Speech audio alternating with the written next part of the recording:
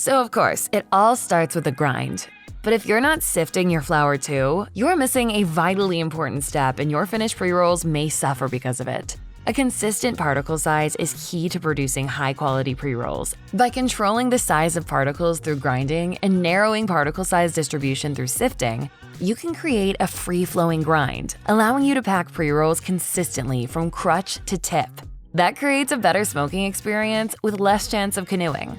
Plus, sifting helps remove bits of stem and other debris that could rip your cones during the production process. Our experiments show that in a run of 169 pre-rolls, you will get 27 more sellable cones using sifted material versus unsifted.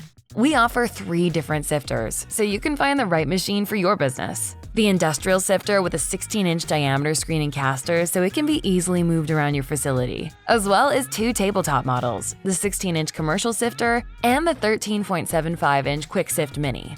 All 3 machines are made of easily cleaned stainless steel and come with your choice of sifting screen size. Plus, there are additional screen sizes available for each sifter, ranging from large particle sizes all the way down to fine screens to sift kief, so you can finally dial in your production process to meet your needs. Contact the pre-roll experts today to see which sifter and which screens will work best for your pre-roll business.